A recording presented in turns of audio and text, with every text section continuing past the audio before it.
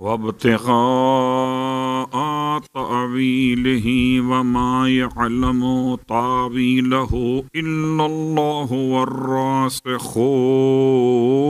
في العلم يقولون آمنا به كل من عند ربنا وما يذكر إلا أولو الألباب. صلوات پڑھیں محمد.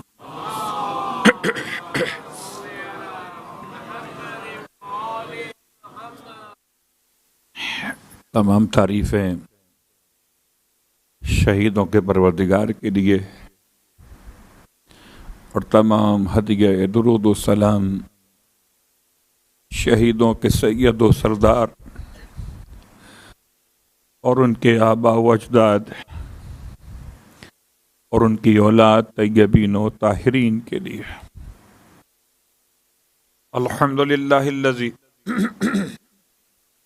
جعلنا من المتمسکین بالقرآن العظیم وجعلنا من المتمسکین بولایت علی بن ابی طالب علیہ السلام.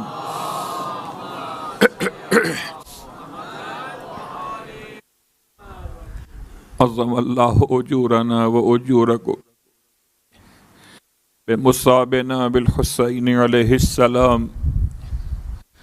وجعلنا وإياكم إن شاء الله من الطالبين بصاره مقوليه الإمام المهدي من آل محمد عليهم السلام.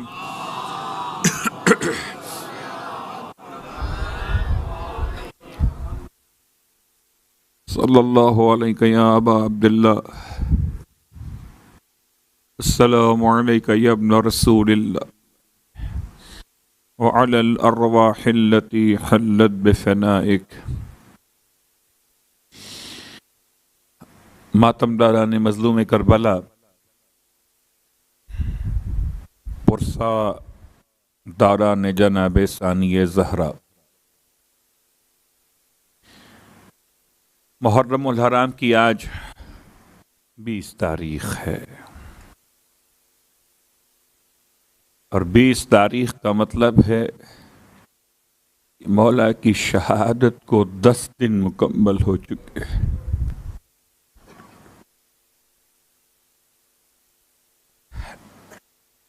سنتے تو یہ ہیں کہ شاید آہستہ آہستہ ورثاء کو سوگواران کو صبر آ جاتا ہے. جو گریہ پہلے دن ہوتا ہے میت پر وہ 3 دن کے بعد ویسا نہیں رہ پاتا جو 3 دن کے بعد ہوتا ہے. وہ 5 دن تک پہنچتے پہنچتے کم ہو جاتا ہے اور جب 10 دن ہو جائیں تو خدا کی طرف سے شاید ایک فاصلہ بڑھ جانے کی بنیاد پر ایک انسان کے غموں کے ہجوم پر پردے ڈال دیے جاتے ہیں. زمانہ فاصلہ پیدا کرتا ہے لیکن یہ سب جگہ ممکن ہے.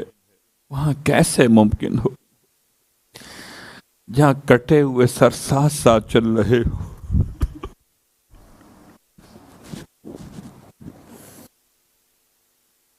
وہاں کیسے ممکن ہو؟ اللہ اکبر. یقیناً سرکار سید الشہداء کے اور تمام شہداء کربلا کے 10ویں کے اعتبار سے بھی آپ پرسہ دینے کے لیے آمادہ ہیں. خدا آپ کا پرسہ قبول فرمائے اور جس محبت کے ساتھ آپ آتے رہے ہیں خدا اس محبت کو سرکار سید الشہداء سے ساتھ متصل ہونے میں ہمارے لیے وسیلہ قرار دے. اور انشاءاللہ آئندہ آنے والی مجالس میں بھی پروردگار عالم ہمارے اور آپ کے ناموں کو مجلس کے شرکا میں شامل فرمائے۔ گرچہ بہت مشکل منزل ہے، اپنے عنوان کے اعتبار سے اپنی بات کو مکمل کرنا بھی ایک ذمہ داری کے طور پہ محسوس کرتا ہوں۔ کل ایک سوال جو کہ ہو جانا چاہیے تھا پہلے بھی، بہرحال کل ہوا، کہ پورے قرآن مجید میں جتنی آیات متشابہات ہیں اور جتنی آیات محکمات ہیں، کوئی ایسی کتاب مرتب ہوئی ہے قرآن مجید کے عنوان پر کہ جو ترتیب سے آیات متشابہات کو الگ بیان کرتی ہو اور ترتیب سے آیات محکمات کو الگ بیان کرتی ہو؟ تو خالی یہ دو ہی اقسام نہیں ہیں، اس کے علاوہ آیات ناسخہ بھی ہیں اور آیات منسوخات بھی ہیں۔ یعنی 4 قسموں میں تقسیم کیا جا سکتا ہے ابتدائی طور پر آیات قرآن مجید۔ لیکن سوال بہرحال ہمارے عنوان کے تحت میں تھا، ہمارا عنوان آیات ناسخات پہ نہیں ہے، آیات منسوخات پر بھی نہیں ہے، وہ الگ موضوع ہے۔ آیات متشابہات اور آیات محکمات پر، آیات متشابہات پر جو کتاب سب سے تفصیل کے ساتھ لکھی گئی وہ 5 جلدوں میں ہے۔ مازندرانی علی اللہ مقامہ نے 5 جلدوں میں آیات متشابہات اور اس کے حوالے سے تفسیر میں پائے جانے والے اختلافات، عربی زبان میں ہے یہ، لیکن اگر کوئی عربی سمجھ سکتا ہو تو یہ آپ فری ڈاؤن لوڈ کر سکتے ہیں۔ مکتبہ نور سے بھی آپ چاہیں تو اس کو اپنے پاس ڈاؤن لوڈ کر سکتے ہیں اسی نام سے۔ لیکن بہرحال کوئی ترتیب لکھی ہوئی ایسی آپ کو نہیں ملے گی۔ اقسام توحید کے حوالے سے کون سی آیات متشابہات ہیں، عدل خدا کے حوالے سے کون سی آیات متشابہات ہیں، نبوت کے باب میں کون سی آیات متشابہات، قیامت کے باب میں کون سی آیات متشابہات ہیں۔ بہرحال یہ تفصیل جو کہ ہمارے عنوان کے الفاظ کے لحاظ سے بس ایک سرنامے کلام کی حد تک رہی، اس لیے ہم نے اس پہ بہت زیادہ تفصیل سے بات نہیں کی، کیونکہ اس پر تفصیل سے بات کرنے کا مطلب تھا کہ پوری مجالس کو پھر صرف آیات کے ساتھ ہی مربوط کیا جاتا، جبکہ ہمارا عنوان ذرا اس سے مختلف تھا۔ عنوان تھا خصائص اہل بیت، اہل بیت کی خصوصیات، اہل بیت کو اہل بیت ہونے کی بنیاد پر نہیں، اہل بیت کو اہل بیت کے مقام کی بنیاد پر، ان کے منصب کے اعتبار سے، ان کی صفات کے لحاظ سے 2 خاص صفات کا تذکرہ رہا، ایک علم اہل بیت اور ایک حلم اہل بیت۔ جس کا جتنا علم رہتا ہے اتنا اس کے پاس حلم ہونا چاہیے، ورنہ کبھی کبھی یہ دعائیں آپ کو ملیں گی اور غالباً اگر آپ تعقیبات روزانہ کی پڑھا کرتے ہوں تو عصر کی نماز کے بعد جو روزانہ تعقیبات پڑھی جاتی ہیں، کتاب مصباح المتحجد کے اعتبار سے کتاب مفاتیح الجنان کے اندر کہ سرکار امام جعفر صادق علیہ الصلوۃ والسلام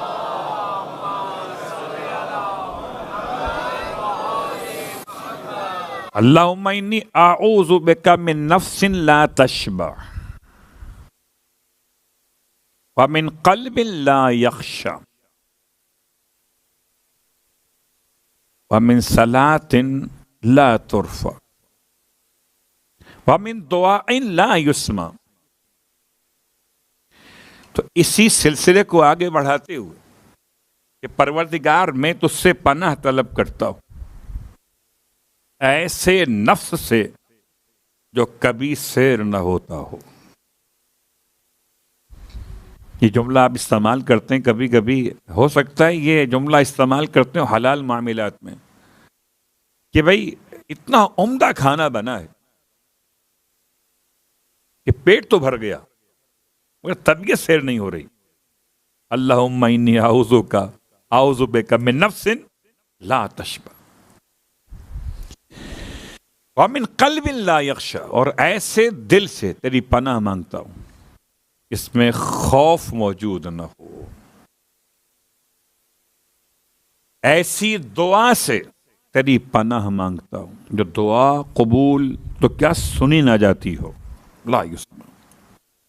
ایسی نماز سے تیری پناہ مانگتا ہوں جو نماز خدا کی بارگاہ میں قبول تو کیا بلند ہی نہ ہوتی ہو. وَمِنْ عِلْمٍ لَا يَنْفَعُ، اور ایسے علم سے تیری پناہ مانگتا ہوں جو علم فائدہ نہ پہنچاتا ہو. اس کا مطلب ہے علم کی ایک قسم ہے جو فائدہ نہیں پہنچاتا، اور اس اشرے میں میں نے اشارے مکمل کیے تھے، شاید آپ کو یاد ہو. دو اعتبارات سے، ایک زمزم کے پینے سے پہلے کی دعا اور ایک خاک کربلا خاک شفا کے استعمال سے پہلے کی دعا.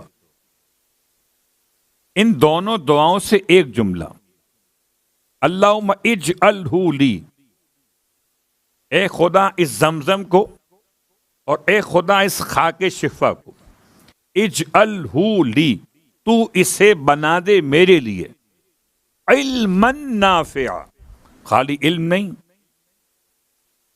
ایسا علم جو نفع پہنچانے والا ہو. پتہ چلا جو خاک شفا سے ملتا ہے وہ علم نقصان نہیں پہنچاتا، جو زمزم کی برکت سے ملتا ہے وہ علم خدا سے ملا دیتا ہے. اس لیے دو دعائیں یاد رکھیے، ایک ایسے علم سے پناہ طلب کرنا کہ جو فائدہ نہ پہنچاتا ہو، اور ایک ایسے علم کی تمنا کرنا